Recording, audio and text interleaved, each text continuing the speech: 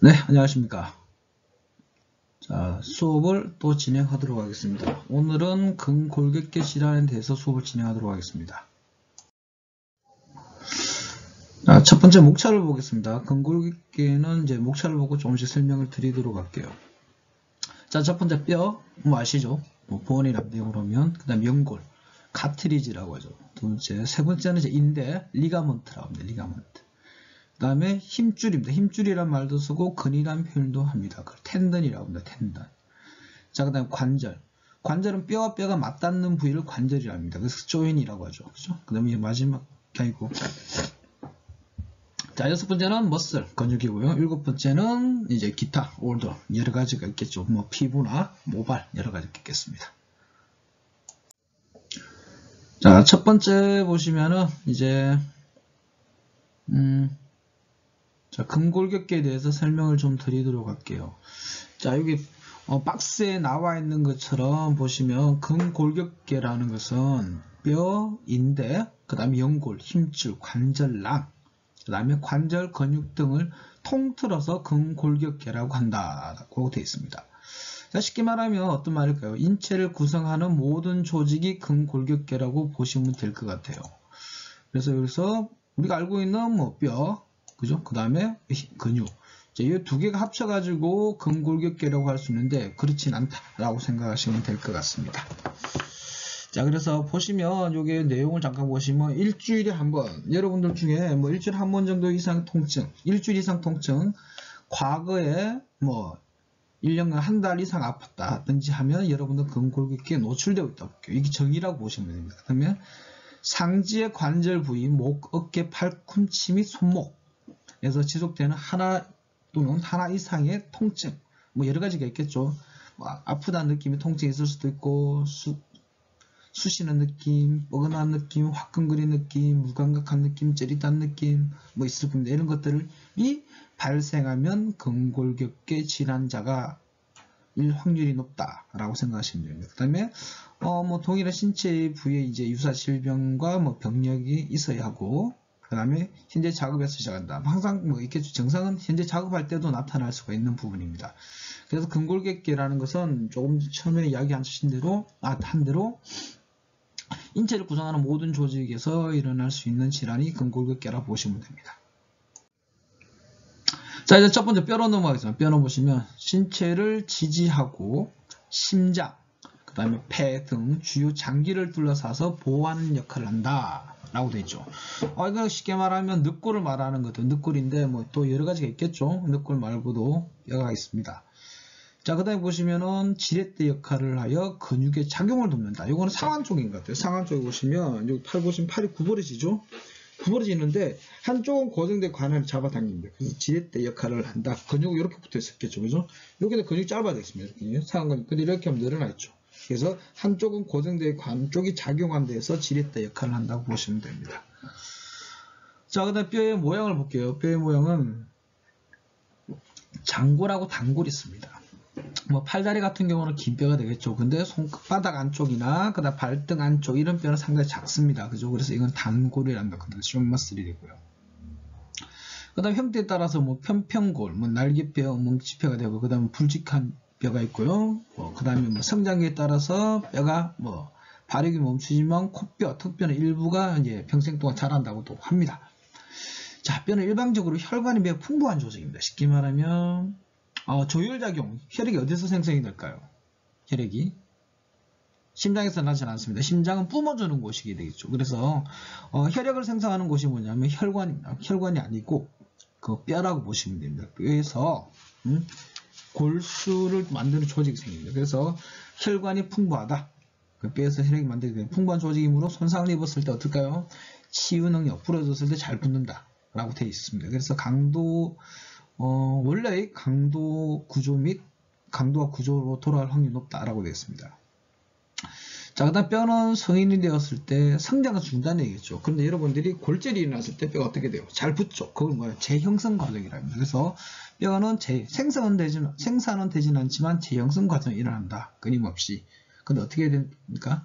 그렇게 되었을 때 운동이나 그 다음에 기타 영양 프로그램들이 같이 동반되어야 된다고 볼 수가 있겠죠. 그래서 일단 넘어갑니다. 자, 그 다음에 뼈가 되겠죠. 뼈에 보면 이제 골절 부분이 있습니다. 본 인절이라 되어 있는데, 이제 여러분들 뭐 다른 거 다 보셔도 될 것 같은데, 여기서 하나만 볼게요. 일단 요거 스트레스 골절인데, 일단 원인만 볼게요. 원인 반복된 스트레스에 의한 거. 반복된 스트레스. 자꾸 자극이 되겠죠. 그죠? 그 다음에 순간적인 외상에 의한 거. 여러분들도 뭐 체육과를 위해서 여러 가지 운동을 많이 하셨을 겁니다. 근데 내가 근력이 다 채워지지 않은 상태에서 지속적으로 운동을 하게 되면 뼈 주위를 찾고 있는 근육 중에 스트레스를 받게 돼요. 그러면서 근육이 뼈의 압력을 높게 만들어줍니다. 높게 만들어서 미세 골절을 만들 수가 있어요. 그래서 그걸 뭐라 하냐면 스트레스 골절이랍니다. 스트레스 골절. 자, 이걸 보시면 내용은 이래요. 생리적 범위를 넘어선 반복된 자극에 의해 뼈의 표면에 미세한 금이 가는 것으로 주로 과훈련에 의해서 한다. 운동선수들이 많겠죠, 아무래도. 그래서 이런 부분들도 좀 생각해 보셔야 될 겁니다. 그 다음 골절에는 뭐 분쇄골절, 횡골절, 사선골절, 나선골절, 뭐 비전이골절, 근형골절. 자, 이런 것들이 같이 동반될 수 있습니다. 이런 내용들은 한번 참고적으로만 읽어보시면 좋을 것 같아요. 자, 다음 넘어가도록 하겠습니다. 뼈 골절이 이렇게 나왔습니다. 이게 분쇄골절이 이렇게, 다발성 골절이 되겠죠, 그죠? 그 다음에 이렇게 뼈 조각이 나와 있고, 횡골절은 말 그대로 횡으로 되어 있고요. 사선골절은 진짜 사선대로. 나선골절이 이렇게 연결되어 있겠죠, 그죠? 그 다음에 종골절, 이 부분 될 겁니다. 그래서 골절 수의 분류와 방향에 따라 달라질 수 있다라고 생각하시면 될 것 같습니다. 자, 그 다음 이 내용 보시면 이제 압박골절이 됩니다. 이제 골절인데 척추 이제 뼈인데 보시면 이렇게 되죠. 신체를 지지하고 심장폐 등 조여되는데 이거 보시면 이거 좀 넘겨야 될 것 같아요. 내용 이제 보세요. 요추 압박골절입니다. 이건 뭐냐면 추간체입니다. 추간체 디스크를 받치고 있는 애인데 얘가 골절이 된 거예요. 골절이 돼서 이렇게 되겠죠. 이건 엑스레이 상에서 온 거고, 최근에는 어떻게 되냐면 이렇게 압박골절이 됐을 때 수술하면 여기에다가 핀을 박아요. 확장을 시키고 여기 으스러진 부분을 긁어냅니다. 그리고 어떤 걸 하냐면 골시멘트를 넣습니다. 골시멘트를 넣어서 그럼 어떻게 될까요? 골시멘트를 넣게 되면 얘가 이제 압력을 받아서 부러졌던 부분이 이제 확장이 되겠죠. 그러면서 요거로 인해서 요 앞쪽에 있는 추간공을 지나가는 척수좌 신경 압박 부분이 어느 정도 개선이 돼요. 그래서 신경 압력이 높았던 부분이 개선되면서 기능이 좋아진다고 합니다. 그래서 이런 이제 압박골절이 있습니다. 다음을 볼게요. 다음 보면은 자, 상완골의 원위부 내측골절, 시키면 안쪽 요 뼈라고 보시면 돼요. 팔뼈 위쪽입니다. 위쪽인데 이거 튀어나온 뼈가 이거 상과라고 합니다. 상과인데 일반적인 사람들 다칠 수는 없고요. 뭐 야구 선수들, 타자들이 이제 타석에 들어가겠죠. 그러면 들어갈 때 공이 날아와서 여기 맞는 경우가 있을 겁니다. 이때 부러질 수가 있겠죠. 그죠? 이런 경우가 있고, 다음을 보게 되면은 요거 아까 나와 있는 것처럼 좀 다발성 골절이 됩니다. 보시면 하지 전이골절 많이 부러졌죠, 그죠? 이렇게 많이 부러지고, 이거는 상완골 골절, 쉽게 잘 부러지지 않는 그런 형태입니다. 이런 것들은. 이거는 뭐 교통사고일 확률이 많을 것 같네요, 아무래도. 그죠? 전방에 충돌이 오면 될 것 같고. 자, 이 같은 경우는 뭐 팔실험 하다 보면 어떻게 해요? 팔에 힘을 주다 보면 이쪽에서 힘이 과하게 가면 몸은 가만히 팔만 이렇게 넘어가요. 그죠? 그럼 부러지는 거죠. 좀 불편하다. 이럴 때 부러질 때 소리가 빡 하면서 납니다. 그러니까 여러분들 뭐 그렇게 팔실험을 힘들게 하진 않겠죠, 그죠? 자, 그래서 이렇게 골절이 날 수 있는 환경입니다. 그래서 환경에 따라 상당히 많은 현상들이 생길 수가 있으니까 여러분들 좀 참고를 해보시면 좋을 것 같고, 특히 팔이나 다리 쪽에 장난을 심하게 안 치는 게 좋을 것 같아요. 골절이 일어나면 아무래도 여러 가지 현상들이 불편해질 수가 있습니다. 자, 다음은 연골이 될 겁니다. 연골. 자, 연골 아시죠? 연골 일단 여러분 대부분 이제 카트리지는 하는데 이제 무릎 연골이 있겠고, 그죠? 그 다음에 디스크 놓치고 보면 연골이 될 수 있습니다. 자, 여기 내용을 좀 볼게요. 연골의 기질은 약 80%가 수분이다. 자, 많은 양의 교원질 섬유를 함유하여 완충 역할을 하는데 적합한 구조를 가지고 있다. 자, 수분이 80%입니다. 자, 그렇지만 노화 현상에서 연골 안에 수분이 줄어들면 완충 작용이 점점 감소하게 된다. 자, 그 다음에 이거 쭉 볼게요. 연골 조직 혈관이 없습니다. 혈관이 없는 우리 인체 조직들이 몇 가지가 있습니다. 첫 번째, 여기 나와 있는 연골, 그 다음에 인대, 그 다음에 힘줄, 이 세 가지는 연골이 없는, 혈관이 없습니다. 하나 더 이야기할게요. 근막도 없어요. 근막도 혈관이 없기 때문에 한번 손상을 입게 되면 재생이 안 됩니다. 자, 그래서 혈관 조직에서 없게 치료가 잘 되지 않으므로 나이가 들면 연골에 생긴 상처는 운동 수행 능력을 현저하게 떨어뜨린다. 당연하겠죠, 그죠? 자, 그 다음 연골은 비록 재생 능력은 없지만 약간의 적응력이 있어서 운동 중에 연골 세포의 수가 증가하여 연골 주위 전체가 약간 두꺼워져 기계적인 강도가 증가된다. 이게 무슨 말이냐면 운동을 하게 되면 연골 자체는 없잖아요, 그죠? 운동을 하면 디스크 압력을 주게 되면 연골에 압력을 가해주는 안에 서 있는 그 성분들이 자생을 하게 돼요. 그래서 확장하려는 성질을 가지게 됩니다. 그럼으로써 어떻게 되는 게 자생 능력이 좋아지게 되겠죠. 그러면 수분 압력이 늘어나느냐? 그건 아니에요.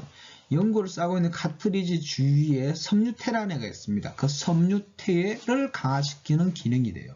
그래서 여러분들도 운동을 많이 하게 되면 너무 과하지 않은 적절한 운동을 하게 되면 연골을 싸고 있는 섬유테 기능이 좋아져요. 그래서 운동을 해주십사라고 이야기합니다. 어떤 연구인지 모르겠어요. 일단 10분 정도의 준비 운동을 통해서 수분 함량은 13% 정도 증가한다. 아니겠죠. 13% 증가하면 당연히 완충작용이 좋아질 겁니다. 그래서 일단 운동을 하게 되면 좋아진다고 하는데, 자, 여기 보시면 준비 운동입니다. 여러분들 상당히 중요합니다.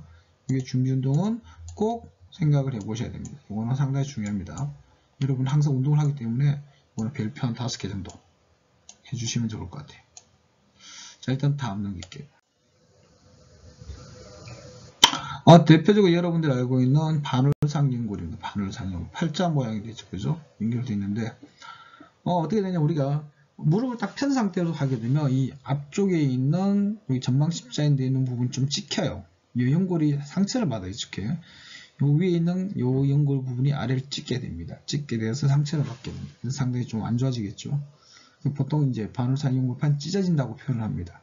그래서 이 찢어지지 않게끔 여러분들도 운동할 때 조심하셔야 됩니다. 그 다음 무릎을 이제 과도하게 압력이 높은 상태에서 회전을 하게 되겠죠. 쉽게 말하면 스키 같은 거 탈 때 다리를 누른 상태에서 탄단 말이에요. 그럼 무릎을 이제 그냥 스키만 타면 괜찮은데 탄 상태에서 회전을 하게 됩니다. 쓰러지게 되고 넘어져서 몸이 틀어지게 되면 이 바늘상 연골이 찢어질 확률이 높아집니다. 모든 운동도 마찬가지예요. 축구도 마찬가지예요. 슛을 받을 찢은 상태에서 차는데 그래도 몸 태클을 그래요. 딱 치게 되겠죠. 그럼 어떻게 돼요? 위에서 내려오는 연골 부분하고 아래쪽에 있는 걸 찝히게 됩니다. 그래서 찢어지게 되겠죠. 상당히 좀 힘들어질 수 있습니다. 자, 이제 다음은 이제 인대 부분입니다. 인대. 앞서서 잠깐 이야기는 드렸지만 인대 부분은 뼈와 뼈를 연결하는 관절의 안정성을 유지해주는 구조다. 그죠? 자, 인대가 손상받았을 때 치유 능력은 혈액 공급 여부에 달려있다. 쉽게 말하면 혈액이 없어졌잖아요. 그죠? 근데 이게 무슨 말이냐? 주위에 있는 근육이 인대의 그 도와주는 역할을 합니다. 그래서 혈액이 많이 돌게 되면 그 주위 기능이 좋아진다고 볼 수가 있겠죠. 자, 그래서 연부 조직으로서 단단한 뼈를 지지하는 인대는 여러가지 힘에 견딜 수 있어야 하기 때문에 섬유 조직들이 평형으로 배열하여 매우 밀집된 구조가 지니고 있다. 쉽게 말하면 상당히 팡팡하단 말이에요. 그래서 섬유가 많이 타이트하겠죠. 자, 그리고 여러분들 인대라면 대표적인 게 어딜 말합니까? 무릎인대 이야기했죠. 그렇죠? 그래서 무릎인대 보면은 여기 내측측부인대가 있고 외측측부인대가 있고, 여러분 잘 아는 전방 십자인대 여기 있습니다. ACL이라죠. Anterior Cruciate Ligament에서 전방 십자인대. 후방 십자가 있겠죠. 그죠? 후방은 무엇을 Lateral Cruciate Ligament 이렇게 될 겁니다. 자, 이런 식에서 ACL, PCL. PCL은 Lateral이 아니고 P가 Posterior입니다. Posterior Cruciate Ligament가 이제 후방 십자인대가 되겠죠. 전 내측측부인대에도 외측측부가 있습니다. 이건 내측 메디알이고요. 이거는 뭐냐면 메디알이 있고요. 그 다음에 내측이 있고 외측이 있겠죠. 외측이 아까 말했던 그 근육입니다. 자, 그리고 뒤에 보시면 여기 보면 여기는 전방 거비인데 엔테리어 테이로 피블라 리가먼트 이렇게 형성되어 있습니다. 이런 것들이 있습니다. 그래서 알 수가 있고요. 자, 여기 14인데인데, 요렇게, 이런 것들이 이제 신경을 지나가면서 이제 건드리게 됩니다. 우리가 움직일 때마다. 그러면 상대 통증을 유발시키겠죠. 그래서 이걸 어떻게 하냐면, 실로 묶어요. 이렇게. 하나처럼. 묶어서 이제 수술하는 방법이 있습니다.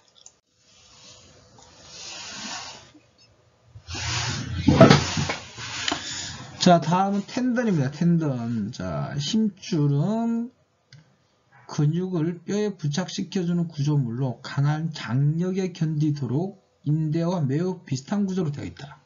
그죠? 그 인대라고 보시면 돼요. 근데 인대보다는 좀 강하다라고 생각했습니다. 거의 차이는 없어요. 자, 유연성을 가진 조직이지만 탄성섬유, 쉽게 말하면 여기서 탄성섬유는 근육을 이야기하겠죠. 근육 함량의 약 10%, 쉽게 말하면 거의 없다고 보시면 돼요. 휴직의 길이 10% 정도는 신장이 가능하다. 쉽게 말하면 근육이 이만큼 늘어나면 얘는 요만큼 늘어난다. 그죠? 상당히 작죠. 자, 평소에 운동에 의해서 힘줄이 여러 가지 자극에 익숙해져 있다면 같은 힘에 대해 손상을 덜 받을 수가 있다. 쉽게 말하면 운동으로 인해서 근육하고 힘줄 간에 이제 교류가 있겠습니다. 그 골지 힘줄 기관이라는 게 있어요. 여러분 나중에 생리학 시간에는 배울 수 있을 것 같고 이 시간에도 배울 수 있을 건데, 금방추라는 애가 있고요. 금방추는 뭐냐, 근육 수축시켰을 때 작용되는 힘을 말하고요. 요거는 뭐냐면 힘줄과 근육에 연결해주는 골지 힘줄 기관이라는 게 있습니다. 힘줄이 움직일 때 뇌에다 전달시켜줍니다. 쉽게 말하면 금방추하고 골지 힘줄 기관 반대되는 개념. 쉽게 말하면 금방추는 수축만 작용한다면 얘는 제어를 해주는 역할이라고 생각해 주시면 될 겁니다. 자, 그래서 힘줄은 여러 가지 운동을 하면 좋아진다라고 되어 있죠. 그죠? 그 다음 반면에 나이에 의해서 노화 현상은 힘줄의 탄력에 큰 영향을 미쳐요. 한 30세가 넘어가면서 힘줄의 강도와 유연성은 약 한 20% 정도 떨어진다. 뭐 딱 나와 있는 건 아니에요. 100% 아닌데 이 정도 떨어진다고 볼 수가 있겠죠. 그럼 30대부터는 기능이 떨어지냐요? 그건 아니에요. 운동을 어떻게 하느냐에 따라 달라집니다. 그래서 자기 몸 관리를 지금부터 철저히 하시는 게 상당히 많은 도움을 가질 수 있을 거라고 생각을 합니다. 자, 그림을 보게 되면 여기 나와 있죠. 대표적인 게 이제 여기 아킬레스 텐던입니다. 자, 여기 아킬레스 텐던이 되겠죠. 이렇게. 아킬레스 텐던이 나와 있고. 자, 그 다음에 관절이 됩니다. 아까 말했던 아킬레스 텐던이 있고요. 그 다음에 팔 있죠. 우리 팔 보면 근육이 있어요. 근육이 있고 힘줄이 있고 뼈가 있습니다. 그러니까 어떻게 해요? 이제 힘줄의 이제 위치를 조금 더 설명을 드린다면, 근육 양 사이드는 힘줄이 있어요. 힘줄, 근육. 그럼 뭐, 힘줄 양 사이드는 뭐가 있을까요? 뼈, 힘줄, 근육. 이런 구조가 되었습니다. 쉽게 말하면, 뼈, 힘줄, 근육, 힘줄, 뼈. 이런 구조가 되었어요. 좀 이해가 안 되실 수가 있는데, 이거 나중에 이제 만나 뵈면 다시 또 설명을 드리도록 할게요. 이거 상당히 중요한 역할입니다. 왜냐하면 인대는 어떻게 되냐면 뼈와 뼈를 연결해주는 구조. 뼈는 다시 한번 할게요. 인대란에는 뼈와 뼈를 연결해서 구조적 안정화를 시켜주는 역할. 그 다음에 힘줄은 뭐냐? 힘줄은 근육을 뼈에 전달해주는 구조물의 역할. 그러면 근육이 있고요, 힘줄이 있고 뼈가 있어요. 이해됩니까? 그러면 이쪽 왼쪽에는 이렇게 되죠. 왼쪽에는 근육, 힘줄, 뼈. 그럼 오른쪽 넘어가면 어떻게 될까요? 근육이 있으면 다음 뭐 있을까요? 그렇죠. 힘줄이 있습니다. 힘줄이 있고 다음에 뭐 있다고? 뼈가 있겠죠. 그래서 뼈, 힘줄, 근육, 힘줄, 뼈 이런 구조가 되었습니다. 근육 크기와 상관없죠. 모든 근육에는 크기가 작든 길든 양쪽에는 뭐가 있다? 힘줄이 같이 있다. 라고 생각하시면 됩니다. 뭐가 있다고요? 힘줄이 같이 있다. 그러면 근육은 어디에서 뼈에 붙는다고요? 힘줄을 통해서 붙어 있다. 상당히 중요합니다. 자, 그리고 힘줄하고 나중에 나오겠지만 힘줄하고 인대 자체 손상이 뭐라냐면 염자라고 합니다. 염자. 그 다음에 비슷한 유형이 하나 있어요. 좌상이라는 게 있어요. 좌상. 좌상이라는 건 뭐냐면 근육하고 힘줄 사이가 파열되는 것을 좌상이랍니다. 대표적으로 여러분들 알고 있는 햄스트링 손상이 좌상이 되고요. 그 다음에 비복근, 장단지 근육에서 일어나는 것들이 좌상이라고 볼 수가 있습니다. 그래서 이 좌상이 일어나게 되면 상당히 좀 시간이 많이 걸리죠. 왜냐하면 근육이 어느 정도 일정 기간 동안 올라갈 때까지는 그 재기능을 못하게 돼요. 그리고 근육 손상이나 여러 가지 기능들이 떨어지게 되면 어떤 현상들이 생기냐면 손상된 근육은 손상되어 있잖아요. 그럼 그 기능을 도와주려면 그 옆에 있는 다른 조직이 이쪽 유착을 합니다. 유착을 해서 그 기능을 도와주게 돼요. 그래야 우리 정상적으로 움직여지겠죠. 근데 이것도 과사용하면 어떻게 될까요? 과사용하게 되면 이 유착된 애들도 역시 기능이 떨어지겠죠. 왜? 얘는 얘도 도와줘야 돼. 자기 본연의 일도 해야 된단 말이에요. 그러면 결국 과사용이 될 수밖에 없는 환경입니다. 그래서 가능하면 여러분들은 그런 현상들이 안 생기게끔 한번 손상이 되었을 때 잘 회복되려면 충분한 자기 관리, 그 다음 준비가 필요합니다. 대표적 햄스트링 자상은 뭐냐면 여러분도 아실지 모르겠지만 그 예전에 LA 다저스의 박찬호 선수가 있습니다. 그분이 결국 이제 LA에서 잘 뛰고 텍사스 갔을 때 못 뛴 이유가 뭐냐면 햄스트링 자상이 일어난 겁니다. 그래서 햄스트링 자상 때문에 정상 기능을 못했다고 생각하십니다. 그래서 우여곡절이 많았죠. 우여곡절이 많아가지고 지금은 은퇴를 했지만 지금은 그래도 지금은 앞으로는 뭐 괜찮다고 볼 수가 있습니다. 그리고 그 당시에는 상당히 유명한 사람이었습니다. 그래서 여러분들도 항상 조심하셔야 되지 않을까.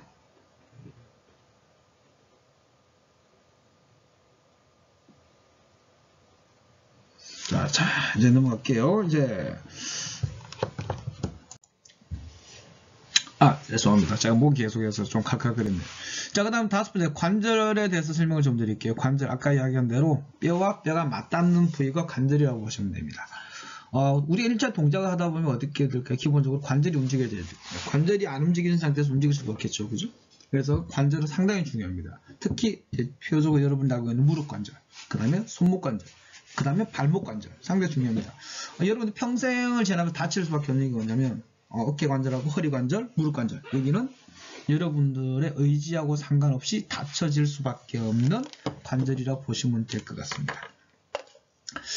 자, 그 다음에 활막 관절낭이라고 있는데, 낭이란 말은 말 그대로 물주머니입니다. 물주머니.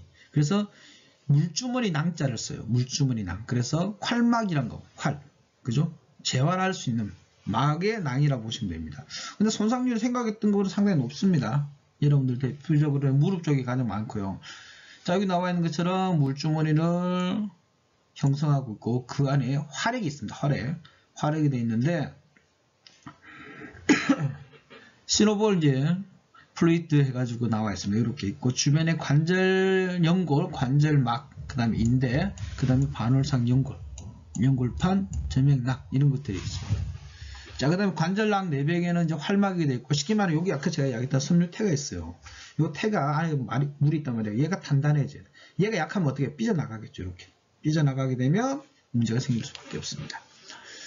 자, 그 다음에 관절의 구조는 이제 손가락 관절, 그 다음에 얘는 뭐 굴곡과 신전이 있고요. 그 다음에 한 평면으로 운동할 수 있는 관절, 그 다음에 둔부 관절 같은 것은 뭐 볼 소켓 모양 됐습니다. 3차원적 입체 모양 됐죠. 그래서 잘 돌아, 이렇게 잘 돌아서 3차원을 여보시면 돼요.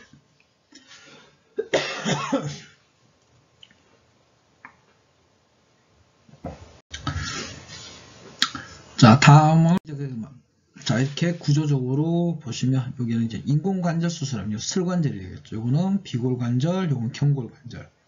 인공관절 수술한 내용으로 보시면 됩니다. 고관절은 이렇게 되겠죠. 고관절 이렇게 설명되어 있습니다. 그래서 이 피머라고 나는 대퇴구라고 펠빅. 한 더 설명드리면 이 그림 보이실지 모르겠네요. 자, 이쪽에 보시면 작은 게 있죠. 작은 거. 요걸 좌골이면 돼요. 좌골. 이게 치골이 돼요. 치골, 좌골. 요 골반뼈를 장골이랍니다. 그래서 골반 세 가지. 이거 다시 설명드릴게요.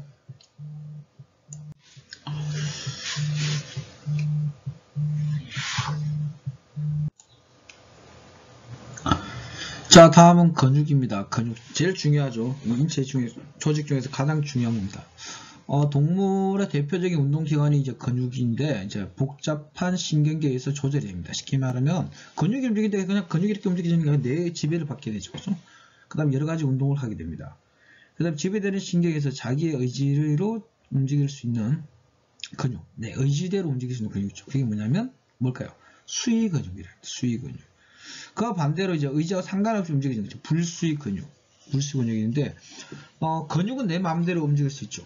그죠? 그래서 이거를 어떤 근육이라고 할까요? 수위 근육입니다. 근데 불수위 근육은 뭘까요? 심장, 내 마음대로 움직일 수 있어요. 그럼 어떻게 해요? 심장이 멈춰. 그럼 심정지되면 어떻게 돼요? 사망하게 됩니다. 사망하니까 심장은 내 마음대로 못하죠. 그 다음에 내장, 우리가 음식 먹었을 때 움직일 수 있는 내장기관, 이것도 역시 마찬가지 여러분들 마음대로 의지할 수 있겠죠. 그래서 뭡니까? 이거는 불수의 근육이다 라고 생각할 수 있습니다. 자, 그래서 의지와 관계에 있는 근육은 수의 근육과 불수의 근육. 쉽게 말하면 골격근은 수의근, 그죠? 그 다음에 반대로 불수의 근육은 심근, 내장근이 됩니다. 그 다음에 수의근은 운동신경에서, 불수의근은 자율신경에서 이렇게 제어됩니다. 불수의근은 자율신경, 자율적으로 움직여주게끔. 수의근은 운동, 내가 움직일 때마다 운동신경 이렇게 되죠. 그래서 위장 또는 소화기관이나 심장이 움직여지는 근육을 전부 불수의 근육이랍니다. 그 다음에 골격계를 부착하여 운동할 수 있는 근육은 골격근, 즉은 수의 근육이 되겠죠. 자, 근데 골격근과 심장의 근육인 심근은 모두 횡문근이지만 세포의 크기나 형상은 다르다. 그죠? 그 다음에 우리 몸을 움직일 때 쓰이는 근육은 골격근입니다. 골격근. 쉽게 근육이 내면 골격근을 보시면 되겠죠. 동물체에서 가장 잘 발달된 운동기관으로 체중의 30에서 45%. 이거는 골격근을 이야기하는 것 같아요. 전체적으로 봤을 때는 한 45에서 한 50%. 최대 많아서 55%도 나옵니다. 그래서 이건 조금 다르다고 볼 수 있겠죠. 그 다음에, 근육인데, 이거 좀 외우셔야 될 것 같아요. 이 근육들은. 자, 여기 보시면 등판 근육이에요. 그죠? 여기 얘로 말고 있는 승모근. 그죠? 승모근. 여기 있는 두방극근. 목과 연결되어 있는 근육이다. 그죠? 그래서 요 근육 상당히 중요합니다. 이거는 견갑근근. 어깨 올린 근이랍니다. 여기처럼. 어깨 올린 근. 일단 손응연근. 이렇게 되죠. 이렇게. 손응연근. 그죠? 그 다음 밑에는 대능연근. 날개뼈. 척추하고 날개뼈, 견갑골하고 연결되어 있습니다. 이거를 대능연근이라고 했습니다. 그 다음에, 일단 지워볼게요. 지우고, 자, 여러분들이 어깨에 있는 근육. 어깨에 있는 근육인데, 요거는 삼각근. 삼각근 되겠죠. 삼각근. 안쪽에 근육이 있습니다. 회전근개인데, 여기는 표시가 안 되어 있죠. 나중에 뒤에 설명을 좀 드릴게요. 그래서 여기서 나와 있는 요 근육이 극상근, 회전근개 중에, 그 다음에 요거는 극하근. 그 다음에 요 안쪽에 잘 보이지 않는 작은 근육에서 소원근. 그 다음에 요건 대원근. 상당히 많죠, 그죠? 그 다음에 요 승모근이 이렇게 되어 있습니다. 이렇게 해서 날개뼈 따서 이렇게 해서 이렇게 갑니다. 이렇게. 그래서 이렇게 되죠. 양쪽도 똑같이 나와 있습니다. 자, 그 다음에 등에서 가장 넓은 근육이 있습니다. 넓은 근육, 뭘까요? 광배근.